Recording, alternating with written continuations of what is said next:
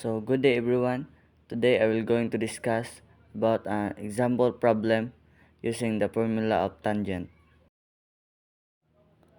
As shown in the following diagram, find the height of the kite. So the example problem. Two observers in the same vertical plane as a kite and 30 feet apart. So observe the kite of angles of 62 degrees and 78 degrees.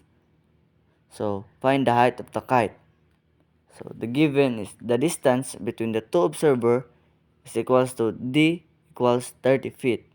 And the angles of elevation observed from the two observers, first observer is 62 degrees, the second observer is 78 degrees.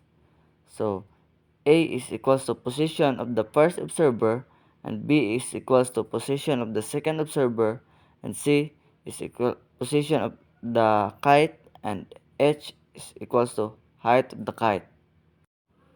So first observer, tan 62 degrees is equals to height over distance, and tan 78 degrees is equals to height over 30 minus distance. So express the d in terms of h.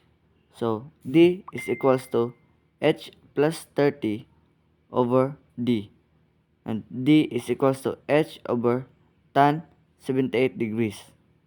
So since both expressions represents d, we can set them equal to each other, and h plus 30 over tan 62 degrees is equals to h over tan 78 degrees.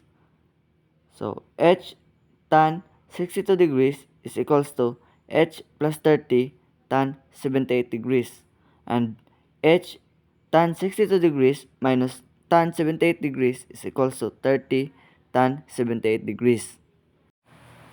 So h equals 30 tan 78 degrees over tan 62 degrees minus tan 78 degrees. So using appropriate values for the tangents, so using the scientific calculator, tan 62 degrees is equivalent to 1.881 and tan 78 degrees is equals to 4.705. So substitute these values into the equation. So h equals 30 1.881 over 1.881 minus 4.705.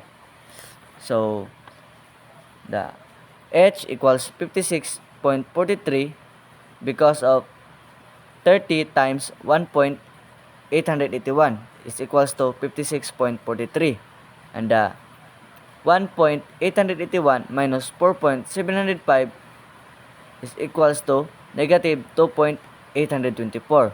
So 56.43 over 2.824 is equals to 19.98. So the height of the kite is approximately 19.98 feet. So that's all everyone, and thank you for watching.